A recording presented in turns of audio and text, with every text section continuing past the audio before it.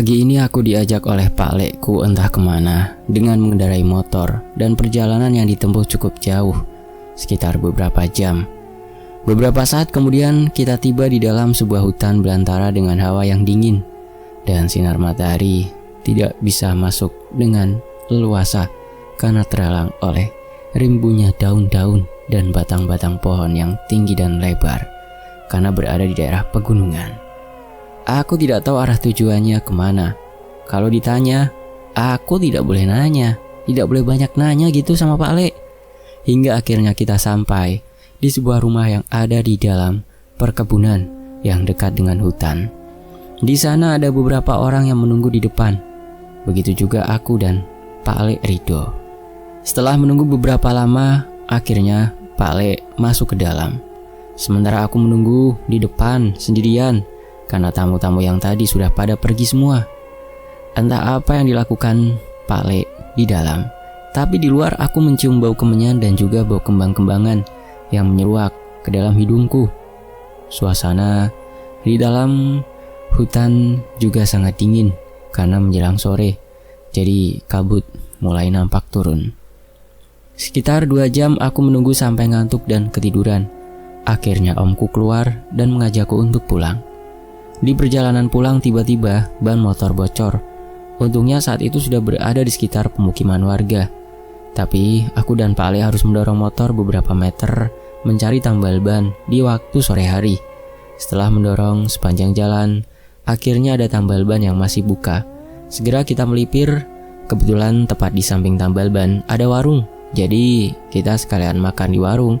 Apalagi seharian ini kita belum makan. Ba'da maghrib, motor sudah siap ditunggangi. Tenggorokan dan perut sudah enak dirasa. Dan akhirnya kita pun langsung melanjutkan segera perjalanan pulang. Malam itu otomatis hawa sangat dingin sekali. Sampai di rumah kita pukul 10 malam. Karena capek, aku pun langsung bergegas tidur. Sedikit info tentang Pak Lekku. Pak Lek Rido selama ini bekerja sebagai penjahit. Dia mengambil jahitan milik bos konveksi di luar daerah. Maksudnya beda desa gitu. Dia ambil potongan di rumah bosnya, kemudian dibawa balik ke rumah. Di rumahnya itu ada mesin jahitnya gitu. Pak Lek memiliki 2 orang anak laki-laki. Yang pertama masih duduk di kelas 3 SMA, sementara yang kedua masih kelas 5 SD. Rumahku berada tepat di samping rumah Pak Lek. Sebulan kemudian Pak Lekku bisa merenovasi rumahnya yang awalnya lantainya lemah tanah. Sekarang pakai granit, gak pakai keramik loh, ini pakai granit. Aku pikir karena memang dia rajin kerjanya dan selalu menabung, jadi wajar aja bisa merenov rumahnya sedikit demi sedikit. Lawang sebelum aku bangun itu udah dengar suara ngek ngek, suara mesin jahit gitu. Ba'da subuh pas, sekitar jam 5-an kurang gitu, itu Pak Lek sudah mulai jahit. Sejak itulah dia semakin kaya dan bisa menambah beberapa karyawan. Bahannya diambil dari pos konveksinya lagi. Intinya bercabang lah gitu konveksinya. Makin banyak mesin jahitnya, makin banyak pegawainya atau karyawannya. Ya semakin kaya, akhirnya memilih untuk membuka usaha konveksi sendiri, tidak mengambil bahan dari bosnya. Pak Lekku langsung membeli bahan produksinya langsung dari toko bahan dan memiliki banyak karyawan. Dia juga baik kepada aku dan keluargaku. Bahkan sekarang aku bekerja bersamanya. Aku mendapatkan gaji mingguan. Tak lupa bonus juga diberikan tiap hari Sabtu sore karena kami gajiannya seminggu sekali. Di Sabtu sore dan minggunya libur. Senin berangkat seperti biasa. Pokoknya Pak Lek tidak pelit sama sekali. Dia sangat dermawan dan baik hati kepada para tetangga bahkan orang lain. Beberapa minggu kemudian tiba-tiba anak yang terakhir itu yang kelas 5 SD sakit, demam tinggi. Segera si Zaki sebut saja. Zaki dibawa ke rumah sakit. Namun saat di rumah sakit ternyata, ya Allah, nyawanya tidak tertolong. Jenazahnya segera dibawa pulang. Semua tetangga bahkan aku juga tidak menyangka kalau Zaki meninggal dunia karena kemarin-kemarin sehat-sehat saja, masih bermain. Memang kematian tidak ada yang tahu. Hari itu juga jenazahnya segera akan dimakamkan. Terlihat Pak Le dan Bule Sofi terus menangis karena memang masih tidak menyangka para tetangga sanak saudara datang untuk bertakziah. Malam harinya acara pengajian 7 hari setelah meninggalnya Zaki, aku juga ikut membantu. Setelah acara pengajian malam itu selesai, aku duduk sambil istirahat di depan rumah. Begitu juga dengan Pak Le. Beliau ngobrol dengan salah satu rekan kerjanya yang datang ke pengajian. Jarak tempat dudukku dengannya cukup jauh. Entah apa yang mereka bicarakan, tapi terlihat wajah Pak Le seperti bahagia. Dia ketawa-ketawa. Sangat kontras dengan keadaannya yang sekarang yang masih ditinggal anak bontotnya. Tapi saat itu aku tidak mau berpikiran buruk. Mungkin saja dia sedang ngobrol soal pekerjaan atau apa itu, sehingga Pak Le bisa mengalihkan rasa sedihnya. Tapi bagiku aneh saja karena posisinya kan ya masih sedang berduka kan. Tak terasa malah mulai larut. Aku segera pulang untuk tidur karena sudah capek juga. Namun bayanganku pulang langsung tidur itu salah, karena malam itu aku tidak bisa tidur sama sekali. Akhirnya aku memilih untuk memainkan ponsel. Sesaat kemudian tiba-tiba aku merasakan ada angin kencang masuk ke dalam kamar, membuatku agak merasakan hawa yang merinding gitu.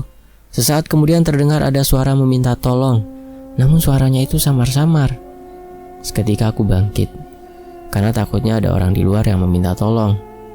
Akhirnya aku mengintip dari balik jendela, tapi tidak ada siapa-siapa. Karena tidak bisa tidur, akhirnya aku memilih untuk menulis rekap bulanan milik Pak Le. Karena memang itu menjadi tugasku juga. Saat sedang nulis tiba-tiba, bukuku bergerak-gerak sendiri seperti ada yang meniup. Seketika aku terperanjat. Mas, tolong mas, tolong. Suara minta tolong itu terdengar jelas sekali di telingaku. Dan suaranya sama seperti dengan Zaki. Membuatku mencari ke kanan dan ke kiri. Karena takut, aku langsung bersembunyi di balik selimut dan tidur, mengabaikan suara itu. Aku berada di dalam lorong yang gelap. Tiba-tiba ada cahaya dari depan. Terlihat Zaki berdiri di seberang sana dengan wajah penuh kesedihan. Dia terus meminta tolong kepadaku. "Tolong aku mas, tolong," ucapnya sambil menangis. Namun akhirnya ada kepulan asap putih. Bersamaan dengan itu dia menghilang begitu saja. Aku langsung terperanjat dari tidur. Tubuhku penuh dengan keringat. Nafasnya terasa tersengal-sengal. Segera aku mengambil air putih yang ada di atas nakas samping ranjang. Singkat cerita, setelah meninggalnya Zaki, usaha konveksinya Pak Le Ridho semakin berkembang dan bahkan dia memiliki banyak cabang di mana-mana. Dia juga mulai membangun usaha lainnya, yaitu usaha kontrakan untuk investasi jangka panjang. Anak pertamanya juga membantu pekerjaan di rumah bersama denganku. Sebut saja Adib. Adib dibelikan motor baru. Namun aku selalu tidak tenang karena selalu diganggu si arwah Zaki ini. Teka-teki apa ini yang harus aku pecahkan tentang Zaki? Suatu malam ketika aku disuruh oleh Pak Le untuk mengirimkan baju yang sudah jadi ke desa sebelah, mengendarai motor. Kala itu melewati sebuah pemakaman. Suasana malam itu sangat sepi sekali. Hanya kebetulan malam Jumat Kliwon. Sebenarnya aku takut, tapi harus memberanikan diri. Aku cuek aja soal malam Jumat Kliwon gitu. Tiba-tiba aku merasa berat di belakang, seperti ada orang yang membonceng. Dan dengan bersamaan itu terdengar suara meminta tolong tepat di telingaku.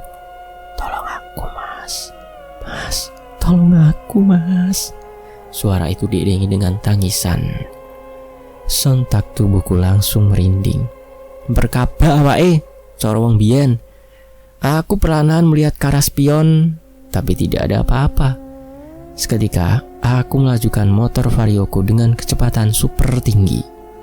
Beberapa saat kemudian aku sampai juga di tempat yang dituju. Temannya Pak Le sampai bertanya padaku. Soalnya memang aku agak nggak tenang gitu, ngos-ngosan, seperti orang habis maraton, padahal kan naik motor. Aku diberikan air putih agar lebih tenang. Setelah keperluannya sudah selesai, aku berpamitan untuk pulang karena malam mulai larut. Terpaksa aku harus melewati jalanan itu lagi, karena memang hanya ada satu jalan yang paling dekat. Ya, jalanan lewat kuburan itu. Sepanjang jalan aku terus berkomat kamit membaca doa. akhirnya aku sampai juga di rumah. Sebelum pulang, aku menemui Pak Lek Ridho terlebih dahulu untuk setoran uang tadi, tapi tak terlihat batang hidungnya. Aku berjalan masuk ke dalam rumahnya, sepi. Bule Sofi dan Adib sudah terlelap tidur. Sampai akhirnya aku melewati tepat di depan satu ruangan yang sedikit terbuka. Aku mencium bau kemenyan dan kembang-kembangan dari dalam ruangan itu. Karena penasaran, akhirnya aku mencoba untuk mengintip. Lagian tidak ada orang yang melihat. Ternyata Pak Lek berada di dalam. Dia sedang duduk bersila sambil berkomat-kamit membacakan sesuatu yang tak jelas di telingaku. Dan ini yang bikin aku kaget. Ada adegan motong ayam berwarna hitam. Ih.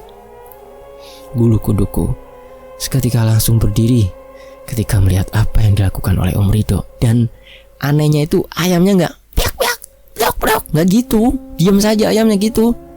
Tapi aku yakin itu ayamnya masih hidup. Aku takut ketahuan, aku memilih untuk pulang saja. Dan uang setoran akan aku berikan besok pagi saja. Sesampainya di rumah, aku masih kepikiran apa yang dilakukan omku atau Pak Lekku. Sempat aku berpikir kalau dia telah melakukan pesugihan, karena semenjak saat itu aku mengantarnya ke suatu tempat. Setelah itu pulangnya, ya seperti sekarang ini yang dijalani, menjadi kaya raya mendadak. Malam hari berikutnya, saat aku sedang berada di kamar mandi mau buang air kecil, tiba-tiba aku mencium bau anyir. Mas, mas. Kali ini suara itu hanya memanggil saja, tidak meminta tolong seperti biasanya. Sontak aku langsung merinding dan tidak menuntaskan buang air kecil. Aku langsung lari terbirit-birit dari kamar mandi. Tiba-tiba, aku berpapasan dengan Mae. Dan tidak melihat sebelumnya, aku bertabrakan hingga jatuh bersamaan. Aduh, sakit Mak, rintihku. Lah kamu ini kenapa sih? Udah gede masih lari-lari di dalam rumah kayak anak kecil. Takut apa sih kamu? Ucap Mae. Maaf Mak, aku tadi takut soalnya selama ini ada suara yang manggil aku sambil minta tolong. Jelasku. Kui perasaanmu saja dong. Beneran Mak. Wes. Saiki makan dulu yuk. Ayo sekarang makan dulu. Akhirnya aku pun makan bersama dengan Pae dan Mae. Saat itu aku menceritakan semua yang aku alami selama ini. Karena aku yakin suara yang meminta tolong itu adalah sosok Zaki. Akhirnya orang tuaku menyarankan untuk pergi ke orang pintar dan menanyakan apa yang sudah terjadi tanpa sepengetahuan oleh Pak Lek Ridho. Ya wes, kene wae. Nanti kita tanyakan langsung ke orang yang ngerti yo, ucap bapak. Nah kalau itu aku setuju Pak, jawab Mae. Keesokan paginya, karena kebetulan aku lagi libur, akhirnya aku memutuskan dengan Pae dan Mae, kedua orang tuaku ya, pergi ke orang pintar untuk menanyakan tentang hal tersebut. Sesampainya di rumah beliau, orang pintar itu, aku langsung menceritakan semuanya tentang aku yang didatangi sosok dan didengerin suara minta tolong gitu setiap hari dan selalu minta tolong kepadaku gitu. Saat itu beliau segera memejamkan kedua matanya sambil berkomat-kamit berusaha menembus apa yang sudah terjadi padaku. Setelahnya beliau membuka mata dan menjelaskan. Dia ini ingin disempurnakan karena arwahnya belum tenang di sana. Arwahnya itu ditempatkan di tempat yang sangat tidak enak. Jadi betul, dia pasti merasakan yang tidak enak sehingga dia minta tolong kepada kamu, ucap beliau. Ini maksudnya gimana ya Pak? Tanyaku yang masih belum paham. Sosoknya ingin disempurnakan supaya hidupnya di alam sana tenang. Kalau tidak, dia akan terus bergentayangan. Lalu harus bagaimana ini Pak solusinya? Saat saya melihatnya, tiba-tiba saya berada di sebuah istana kerajaan yang megah di dalam hutan.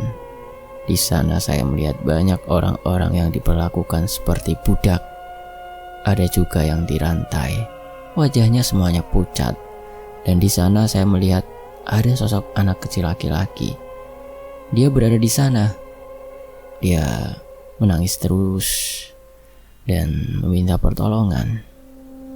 Dia ingin segera keluar dari istana tersebut. Jelasnya. Terus apa maksud dari semua ini, Pak? Tanya maeku. Dia ini sepertinya sudah dijadikan tumbal pesugihan oleh orang terdekatnya sendiri. Makanya dia tidak tenang. Harusnya arwahnya pergi ke tempat yang seharusnya. Ini arwahnya malah disandra di tempat sebuah istana itu. Siapa Pak yang tega melakukan pesugihan itu? Ya ada, saya tidak mau menyebutkan, takutnya nanti jadi fitnah. Kalau kau mau tahu, cari sendiri saja. Siapa orangnya kira-kira yang melakukan itu? Saat itu aku langsung menceritakan semuanya kepada orang pintar itu, apa yang selama ini aku lihat di dalam rumahnya Pak Lek Ridho, tepat di dalam ruangan saat malam itu. Aku juga menjelaskan kalau waktu itu pernah mengantarkan Pak Lekku ke suatu tempat yang ada di sebuah pegunungan di dalam hutan.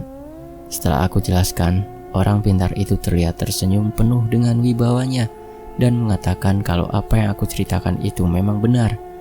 Sontak aku dan orang tuaku langsung terkejut dan tidak menyangka kalau selama ini Pak Lek Ridho telah melakukan pesugihan dan sudah tega menumbalkan anak bontotnya, yakni Zaki, anaknya sendiri. Mau saja ditukar dengan harta kekayaan yang dimilikinya saat ini. Terus bagaimana caranya, Pak, supaya Zaki ini bisa tenang kembali dan saya tidak diteror dengan suara-suara itu lagi? Mari kita sekarang melakukan doa bersama untuk almarhum Zaki supaya dia tenang, dan saya akan berusaha membebaskan dia dari istana kerajaan tersebut. Akhirnya aku dan bapak ibu ikut berdoa bersolawat yang sudah diperintahkan oleh Pak Indra, sebut saja Pak Indra. Sedangkan beliau duduk bersila serta terus melafalkan tahlil. Kita membaca doa-doa itu dilakukan sekitar 1 jam lebih. Setelah selesai membacakan doa-doanya, Pak Indra menceritakan saat kami sedang membaca doa-doa, Pak Indra pergi ke tempat kerajaan yang menyandra arwah dari Zaki. Dan atas izin Allah, beliau sanggup mengalahkan rajanya dan bisa mengambil Zaki untuk bisa menuju ke alam yang sebenarnya. Dan singkat cerita, sebelum kita pulang, Pak Ustadz memberikan sebotol air putih yang sudah didoakan, lalu diberikan kepadaku. Ini tolong nanti kamu bawa air putih dan nanti kamu doakan ke makamnya Zaki ya. Lalu siramkan air putih ini pada makamnya Zaki. Baik Pak. Aku dan kedua orang tuaku pun pulang ke rumah. Sebelum pulang aku mengucapkan rasa terima kasihku kepada Pak Indra yang sudah membantu. Sebelum pulang ke rumah, aku dan bapak memutuskan untuk langsung mampir ke makamnya Zaki untuk melakukan perintah dari Pak Indra. Sesampainya di kuburan, kita melakukan doa bersama dan setelah selesai, air doa itu langsung kusiram di atas gundukan makamnya, berharap Zaki tenang di sana. Semenjak kejadian itu, aku dan bapak cukup tahu dan tidak menceritakan kepada siapapun. Tapi aku sudah tidak bekerja lagi dengan Pak Lek dengan alasan aku ingin mencari pekerjaan lain. Hingga akhirnya aku bekerja di sebuah pabrik yang ada di kabupatenku. Tidak masalah gajinya gak seberapa lah, bahkan lebih sedikit dari apa yang diberikan oleh Pak Lek. Tapi yang penting duitnya itu yang dicari dengan cara yang halal, tenang gitu. Beberapa bulan kemudian, tiba-tiba Pak Lek Ridho mengalami kecelakaan saat pergi ke rumah temannya, naik mobil sendirian. Mobil Innovanya itu ringsek parah, dan dia mengalami luka berat. Karena sudah seminggu di rumah sakit, akhirnya dia dibawa pulang ke rumah untuk rawat jalan. Semenjak terjadinya kecelakaan, dan Pak Lek sakit-sakitan, nggak tahu kenapa usaha konveksinya itu berhenti gitu. Cepat banget perubahannya, langsung cetak. Dari kehidupannya yang enak, langsung semuanya hilang. Kembali ke posisi semula, bahkan lebih minus dari posisi semula keadaan hidupnya gitu. Dan Pak Lek pun tubuhnya ya terbaring di kasur saja, karena kasihan sekali mengalami kelumpuhan. Namun saat aku menjenguk, ada keanehan. Kedua matanya melotot dan mulutnya menganga. Dia tidak pernah makan dan tubuhnya semakin kurus. Kalau dikasih air itu langsung muntah gitu. Bule Sofi selalu menangis melihat keadaan suaminya yang seperti itu. Berbagai obat sudah dicoba untuk diminumkan, namun selalu muntah keluar. Akhirnya karena aku dan orang tuaku tahu apa yang sudah Pak Lek lakukan selama ini, bapakku menyuruh Bule Sofi untuk memanggil orang yang ngerti. Akhirnya Bule setuju. Bapak memanggil Pak Indra yang waktu itu kita datangi. Pak Indra mau datang dan langsung kaget, beristighfar sambil menggelengkan kepala saat melihat kondisi Pak Lek yang benar-benar mengenaskan. "Pak, suami saya ini kenapa sebenarnya, Pak?" tanya Bule sambil menangis. "Tenang ya, Bu. Nanti saya akan coba ruqyah dulu." Setelahnya Pak Indra meminta untuk disiapkan air daun kelor dicampur dengan sereh maksudnya. Segera ibuku membantu menyiapkannya karena Bule Sofi sedang bersedih. Beberapa saat kemudian setelah semua sudah disiapkan, Pak Indra langsung membaca surah Al-Fatihah dan surah-surah pilihan lain, sembari air daun kelor dan serai itu dicipratkan pada seluruh tubuh Om Ridho. Seketika tubuhnya Pak Lek Ridho langsung menggeliat. Sesaat kemudian Pak Indra menarik sesuatu dari ulu hati, kayak mengeluarkan sesuatu gitu, mengeluarkan sosok yang ada di dalam tubuh Pak Lek gitu. Beberapa saat tiba-tiba Pak Lek pingsan dan qadarullah beliau sudah meninggal dunia. Yang ikhlas dan sabar ya Bu atas kepergian suaminya. Doakan biar tenang dan diampuni semua dosa-dosanya. "Ini kenapa seperti ini, Pak? Kenapa jadi seperti ini?" Sebenarnya suami ibu ini selama ini telah menyimpang. Beliau melakukan kesesatan dan meraih kekayaan dengan cara yang salah. Maksudnya bagaimana? Saya nggak paham, Pak. Dia sudah melakukan pesugihan, Bu. Dan ibu jangan kaget kalau anak ibu yang bontot itu sudah dijadikan tumbal. Apa? Zaki? Pak Indra menganggukkan kepalanya, perlahan menjawab ucapan Bule Sofi. Sontak dia langsung menangis histeris dan tidak menyangka karena memang selama ini dia tidak mengetahui apa yang suami lakukan di belakangnya. Kabar duka disiarkan, para warga tetangga dan saudara berdatangan turut berduka cita. Sore itu juga jenazahnya Pak Lek segera dimakamkan. Singkat cerita, semenjak meninggalnya Pak Lek Ridho, usaha konveksinya selama ini berhenti total, tidak jalan. Jadi Bule Sofi sekarang sedih gimana cara menghidupi dirinya sendiri. Bahkan kontrakan yang sudah dibangun itu sekarang jadi terbengkalai karena nggak laku gitu, nggak ada yang mau ngontrak di situ. Ya karena desas-desus itu Pak Lek melakukan pesugihan. Bule Sofi jadi kelimpungan karena memang selama ini dia tidak bekerja. Kebutuhan hidupnya semua ditanggung oleh Pak Lek Ridho. Jadi sekarang hidup menjanda, bingung mau kerja apa. Apalagi dia masih ada tanggungan untuk menyekolahkan Adib. Akhirnya kendaraannya satu persatu dijual. Milik Adib dijual untuk modal usaha lagi. Bule Sofi pun membuka usaha toko sembako di depan rumahnya untuk menambah kebutuhan sehari-harinya. Setiap pulang sekolah, Adib juga membantu Bule Sofi menjaga toko dan melayani para pembeli yang datang. Untungnya warga sekitarnya itu tidak ilfil gitu tentang keluarganya Bule Sofi yang sudah melakukan pesugihan. Merekanya respect sama Bule Sofi yang bisa bangkit tanpa melakukan pesugihan.